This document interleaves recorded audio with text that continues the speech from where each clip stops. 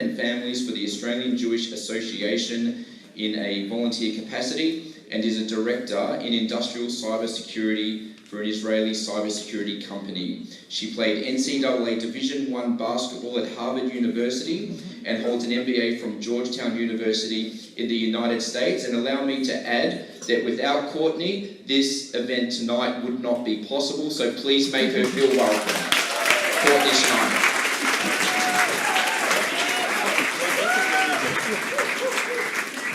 Thank you, everyone, for being here, and a very special thank you to Morgan for putting in the hard work to make this happen, and for Catherine for flying. She's already flown away.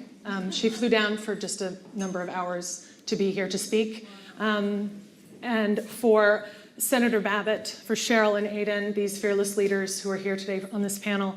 As Morgan said, I'm a mom of 3, I'm a parent, I have 3 children. I have them in state schools, I have them in private schools. And Kat's talk was incredible. There are a few people in this country that are doing more than she does on this fight, okay? She's incredible, and she's got all the knowledge. So she's imparted that on you, and you've seen kind of how this comes down from the top. What I'm gonna do is, as a parent, in my experience, the curriculum I've seen that is going into the schools where my children are affected, the books, the content, I'm gonna show you what I've come across. And I'm only gonna give you a tiny little sprinkling. I mean, I could be here for hours. But I've found, just in looking at a few samples of things that are promoted through the schools, is set off just massive alarms regarding, what is appropriate child safeguarding, and when it comes to content that our kids are exposed to. So what's really interesting, working as an AJA rep with Kat's organization in defense of children, I just really need to put this out here.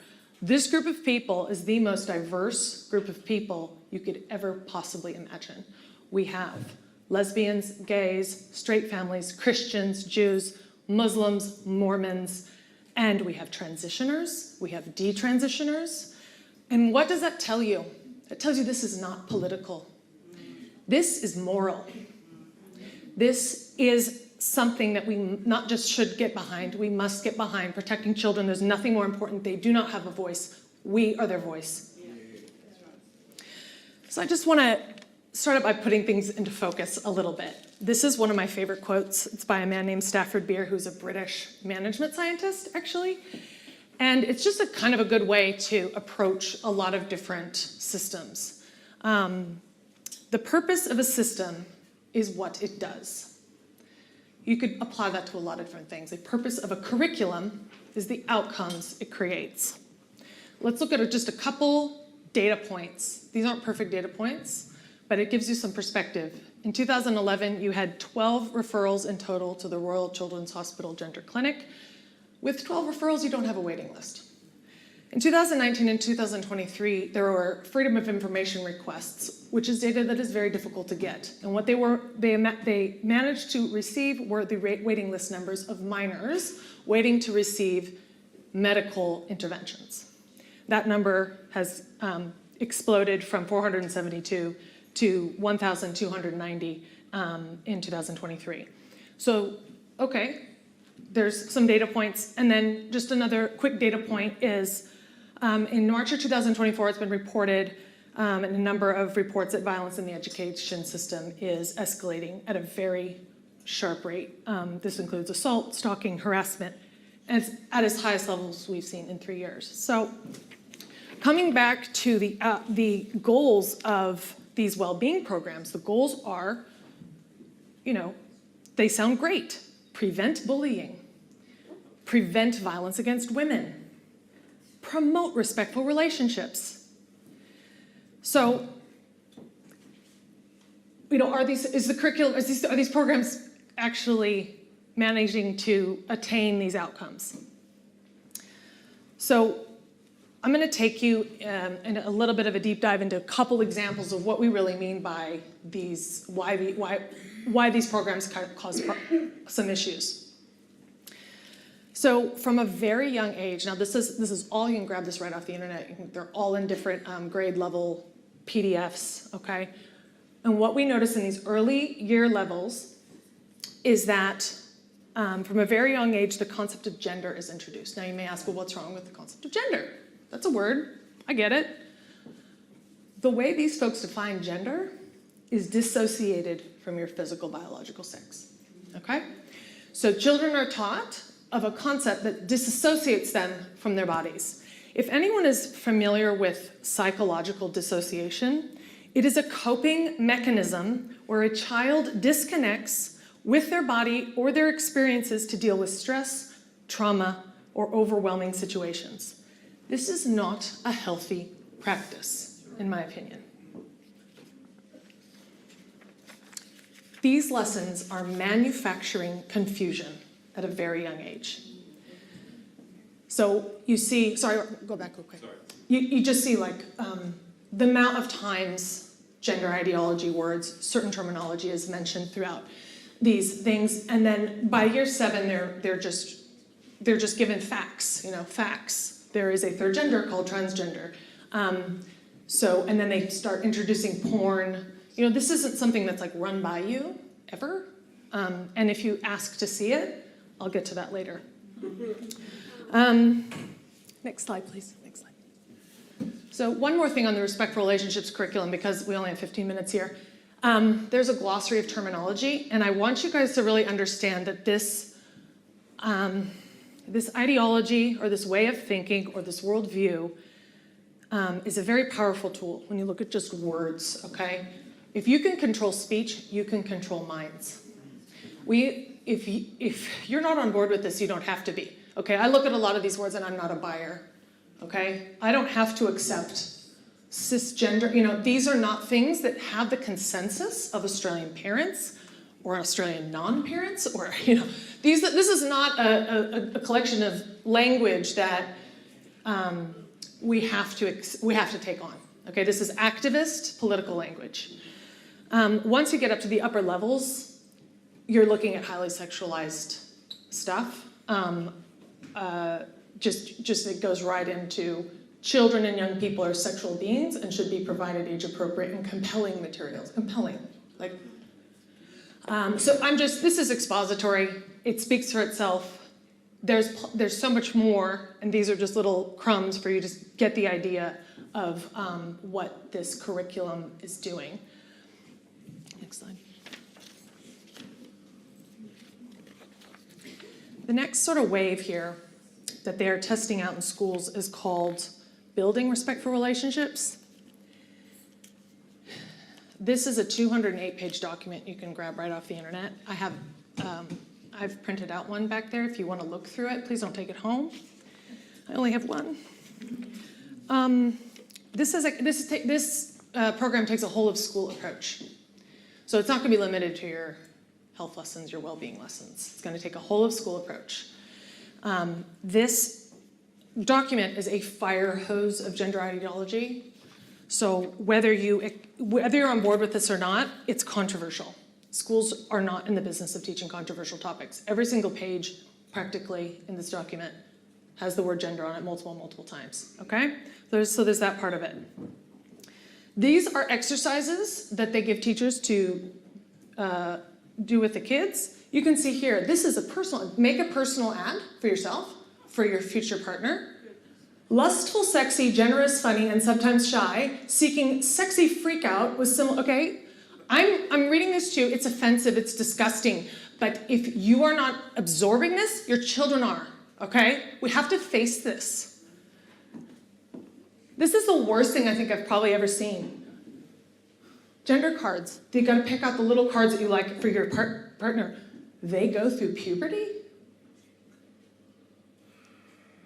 They don't like having sex. It is illegal for someone who has not gone through puberty to have sex. This is illegal. They have pubic hair. These are children. People who give children this type of materials, we have a word for these people, okay? Here's another one. A partner this is children, this is grade 8 and up, gives me pleasure, I enjoy sex with, has other partners, threesomes, I don't know. So, their innocence is being stripped from them. Children have a human right to their innocence. Anyone who takes that away cannot give it back. Next slide, please. This is just more. I don't know if I need to go into it. These are like little stories, short stories, all sorts of, they really like to talk about sexting and nude photos being sent on their phones and people having addictions to porn and collecting porn on their phones. I mean, what if you're a parent who doesn't want their kid to have a phone for like a while? You know, they're gonna get in just they're just gonna get fed this stuff, whether, you know, if you choose to parent your kids a certain way, you don't have a choice. It's just coming, right? Next, please. Beware of third-party providers. You have got to ask your school who's in there. Who are these people? What is their background? Do they have kids? Why can't a school teacher who was already employed at the school and teaches your child teach this material? Do a little digging on -18 and the founder of that organization. If you know anything about this person, I don't believe he's with us anymore, and he was charged with some serious crimes. These people want to come in and put your son in a dress. And it's just unrelenting. It's just it's psychological experimentation that children never asked for. We also have school-wide activities. So this goes beyond the health class. These are like school-wide activities. We have whistleblowers that have come forward. We have interviews that are sponsored by the school for middle school kids about their sex lives. We have these holidays called Ida Hobbit. And this is what the school wants to do. They want to guide children to respect and accept people of all sexual orientations and gender identities. Guide, okay, all. Any parent with 2 brain cells to rub together knows that there are adult sexual lifestyles that have no business being around children. And furthermore, children have innate, instinctual barriers, and they know when something isn't safe. They understand when they're in danger, or they understand when something's NQR, not quite right, right? When you seek to destroy that and wear that down in a child, we also have a word for that. Next slide, please. My experience, again, this is the tip of the iceberg. This is young reader literature. These short stories, this is an Australian book, Australian authors. This is going to be everywhere. These short stories, I think, I don't know, there's a dozen in there. And I read through this book. And one short story talks about the rape of a 13-year-old boy in a Westfields mall bathroom by a 35-year-old man. There's a story about a little girl who's raped repeatedly by her father.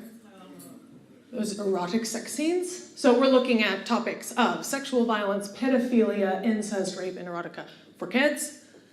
This one here, graphic description of aroused genitalia, erotica, sexual voyeurism. This one up here, George, I find incredibly sad. Incredibly sad. This is a book for young readers. And some sick person, adult, wrote a book about a child who's in the bathtub looking at his body, okay, and hating it, seeing it, a description of this child seeing their body. So this is a born in the wrong body thing. This is just terrible in my opinion, like a little small child. And then this final one is graphic conversations discussing sex and erotica. Now, this is not a book banning issue, okay? First of all, we have been selective since the beginning of time of what books that we put in front of our children, just like any other content we put in front of our children. The definition of being a good parent is discernment, okay? Secondly, who's writing these things in the first place? Why is that legal? Next slide, please. Senator Babet touched on this. This is, sorry you have to see this. But this is the Prime Minister's Literacy Awards. This is a finalist. This person received at least $5,000 or so. So are we grooming young girls into OnlyFans careers now? And this is just pure disgust. It's demoralization. This is our culture. It seeks to demoralize you. Yeah. Next, please. I'm sorry. Warning, go up. I have to warn you guys. And again, I apologize, but if we don't face this crap, our kids are going to, and their innocence is going to get taken from them. Okay? This book, so here we go. This guy. You saw the images. First of all, this is an unclassified book. We have found 2 copies of it in the Glen Eyre library system, and we have submitted a complaint and have not heard anything. Okay? And thank you for not bringing your children along tonight. This book is a technical manual to provide sexual instruction to children and advise on sexual pleasure. I'm also going to say, just because we have to really be aware of what's going on, there is a graphic, and this is for kids, there's a paragraph on the act of fisting. Now, this is a sexually violent act. This is not something, most adults are a bit traumatized by this. Imagine what this does to a young mind.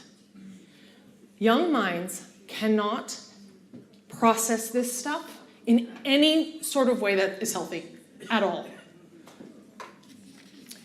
So Angela Rojas submitted, she's an amazing fighter in South Australia who is looking into book classification and restriction, and she submitted expensive submission to have this book reviewed.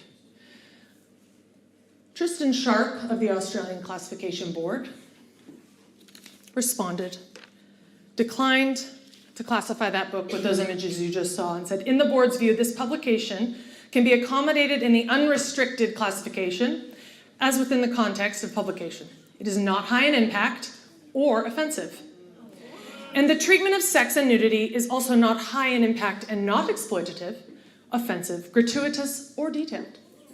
The board does not consider that the publication contains material that offends a reasonable adult to the extent that it should be restricted. So Tristan has, at a minimum, neglected his duties to his post. Okay, at a minimum. Now, everybody, I'm going to wrap up. We are not asking for a lot, okay? 1, we don't want our children disassociating from their own bodies. We want them healthy, spiritually, mentally, and physically whole. Number 2, we want the hypersexualization to stop immediately. Non-familial adults should take no interest in the sexuality of children and should not even consider them sexual beings. And children do not desire to know what kind of sex adults like to have either. Lastly, I want to make a very specific request. Us moms are great bloodhounds, okay? We can sniff this stuff out. But let me say, fathers, uncles, grandfathers, male leaders, we need you. You are irreplaceable and required to win this fight, okay? Parents, you are the expert on your children's education. Do not let anyone, government, not teachers, not psychologists, and not book classifiers, to tell you otherwise. It's time for parents to take back control of protecting kids in schools. Thank you.